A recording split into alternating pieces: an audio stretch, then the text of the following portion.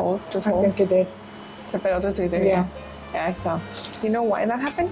You got a little too much glue. Okay. So we're gonna work on glue control.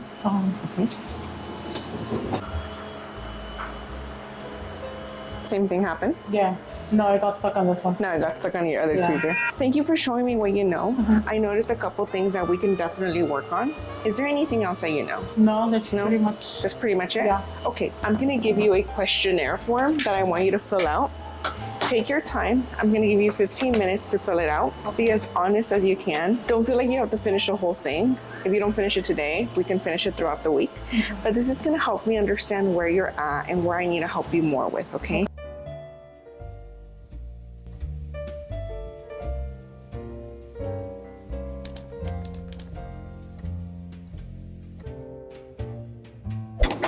So this is where you are, and this is where we're gonna go. Okay. So as you can see, there's difference in tweezers, and I want you to try to grab this tweezer, but the way you were holding it earlier was like this. You were holding your isolation tweezer with this going upward. I always recommend going like this, and why I recommend it is because this is gonna give you a grip. So you see how, let's say this is my eyelid, I can hold it back. It's gonna make isolating a lot easier. So go ahead and try this. Try isolating with this tweezer instead of that tweezer. Oh yeah. You see how much easier and simple that is? Yeah. Yeah. With this one. There you go. How does that feel? Better. Better compared to how you were holding it before? Yeah. Okay. Feels more comfortable, more. More smoother, right? Yeah. Yeah. So it's the little thing. So my rule of thumb is elbows in, pinkies out, and then this one you can hold it the way you are, and this one like this, ever so lightly. And the thing is, remember how I said we want to be light like a butterfly? Yeah. So you have to have very smooth, soft movements, very controlled. Okay. So try that a couple times with the new techniques, practice it, and kind of train your mind to muscle memory. So you always want to make sure when you isolate, you have one lash by itself, no other lashes around. If you see some baby lashes, anything, that lash is not properly isolated. That's a beautiful isolation. I like that. That's how I want to see every isolation, just one by one. So you see how you're holding your tweezer a little slanted? Try to hold it a little bit higher. So you see how you're holding it really close here? There you go. Up here, put this finger, but you can put it kind of under here, and this is going to be on top. These two fingers are where you're going to use to close. Have you ever used chopsticks? Yeah. Yeah, kind of like chopsticks. And then pinky out. I'm not good with chopsticks, but. Okay. And so this, you want to keep it a little bit more straight so you have a better isolation grip. How does that feel? Okay, it feels better. And then instead of having your tweezers so high up, try to lower it a little bit down. Don't shrug your shoulders. You always want to have a back straight, tight core. I like to sit all the way back to my seat, tuck my core in, and my shoulders are back and I'm leaning forward. So another way I personally like to isolate is I come in with my tweezers and I come in, look at this one, facing down. So I come in facing down and I start looking for lashes. And then once I find one, I hold it with this one and then I come in and I open it with this one. So now try it.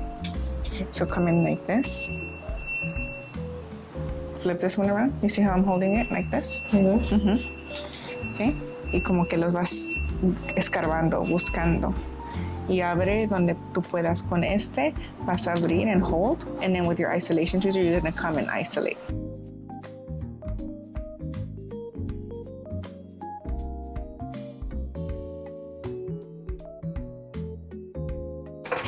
When it comes to this side, would I be doing like the same thing, like doing it like this? Because I'm just doing this one. I was like, wait. So it'd be like this, right?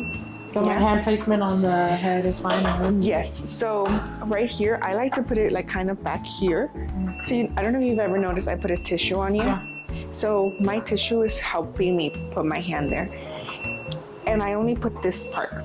I don't put the whole thing. Yeah. So kind of this part and just my pinky, ever so slightly. Like a little C. I'm not putting my whole hand. Yeah. Just like this.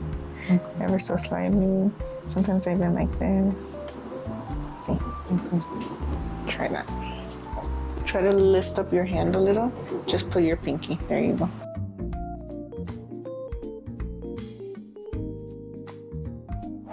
So now we're gonna move on to learning how to properly pick up glue and how to take care of our glue. So like I told you, we gotta clean it and make sure, shake it every time. Let me get you a little glue cloth.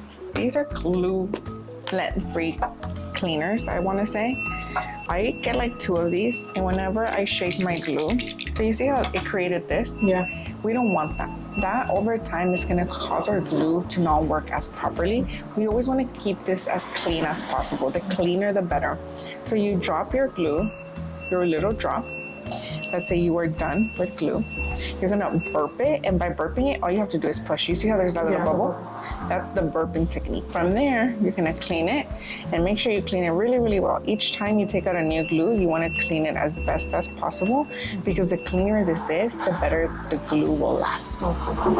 There's gonna be times when se te va a ensuciar, and we gotta replace this. Yeah. To replace this, do you know how? You just pop it. There's like a little llaverito. And you just pop it out and Yeah. put it in. Perfect. Okay, I don't need to teach you that. So yeah, just with your llaverito. Now I'm gonna teach you how to properly pick up glue. Aquí vamos a practice, and you're just gonna put a bunch of glue dots, and I'm gonna show you with this one, and then you're gonna do it. We're just gonna pop one out. Let's pop out our 16, porque con los largos se pueden mirar más mejor. So we're gonna pick up our 16 and put it right here. I always like to put my glue ring on this finger.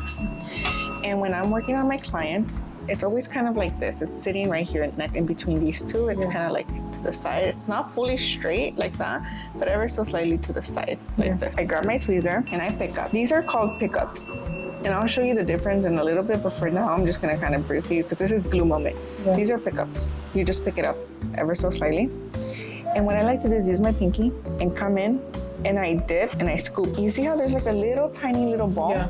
I don't know if you can see it that well. Yeah, I see it. You see it? Yeah. That's what you want to get. That's enough glue, and you're gonna place it down. In this case, you're just gonna hold it. 1 Mississippi, 2 Mississippis, 3 Mississippis, 4 Mississippis, 5 Mississippis. And you're gonna let go. So quiero esas bolitas consistent. You don't want to get too much glue because it's gonna close your fan, and it's gonna happen lo que te pasó hace rato, where it got stuck to your tweezer.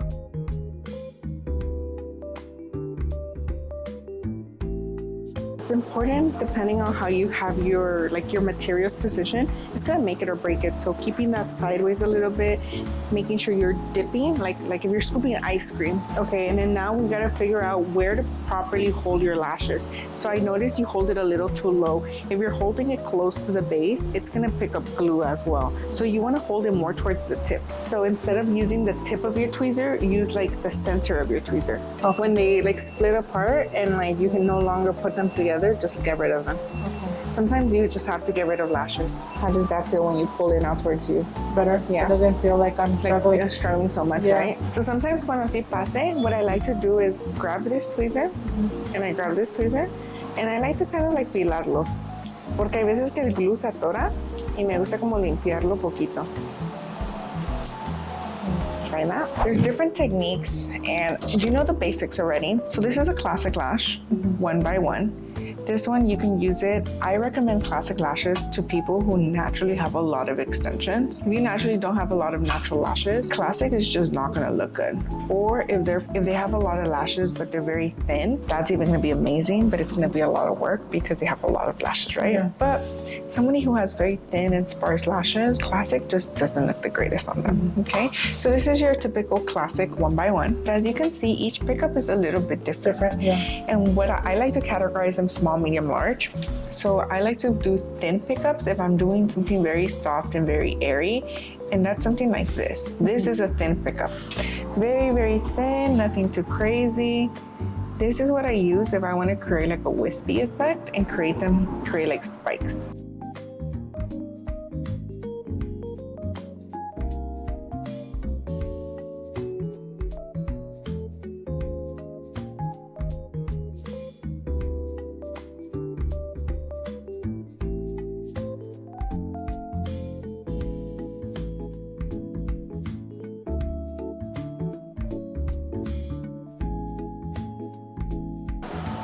How do you like this technique? Good. I like it. Do you think it's easier? Yeah, especially this brand right here. I like it because it's easier. I'm gonna show you how to create a cupping method or the cup method. So basically, you're gonna get tape. You're just gonna get a piece of your hair.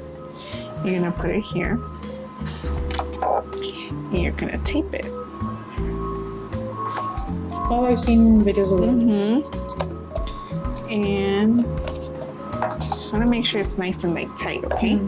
So this is going to give you the illusion of real human hair. This is why I said, can we get one of your piece of hairs?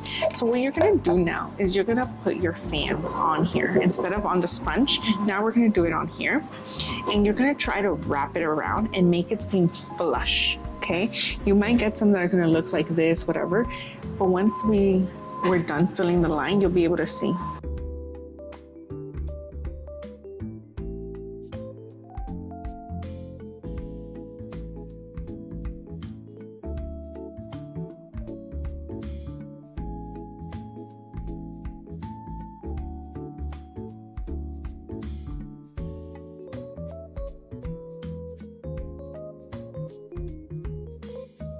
And it falls like that. Just keep going. Nice. You see how flush that lash is? That's really, really nice. Do you feel like you're having a hard time making fans or putting it to the hair? I feel like the fans is coming along, but maybe putting it in the hair.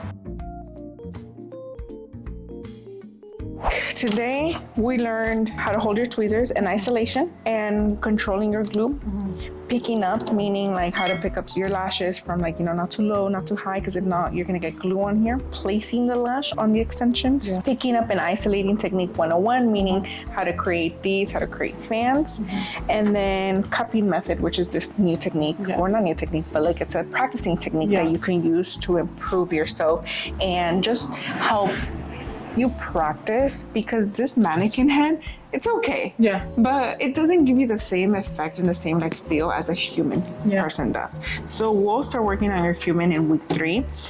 Week 2, we're gonna learn facial structure, eye shape, styling, kind of like the fun part. Yeah. But I need you to get this down first, because if I teach you this and you don't get this down, you're gonna get too confused and so overwhelmed, and I don't want that for you. I want you to feel like you know what you're doing each step of the way, okay? And then everything that you learn here and here, you need to remember it. So you need to be practicing and constantly, like when you're out and about, look at people, observe them, be like, what would I do on you? What would I do differently? I like to observe, especially girls that already have lash extensions. You're like, I can do that better, and kind of like mimic them, How do you feel after day 1? I feel good. Obviously, I feel like I need more practice than I thought.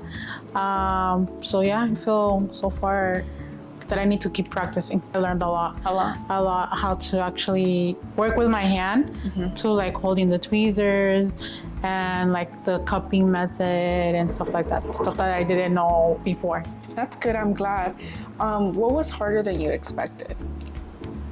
The fanning. The fanning? Yeah. A lot harder than expected? Yeah. I'm excited to see how far I've become from today till next week, seeing if I actually end up nailing the fanning and then nailing like the cupping method and all that stuff.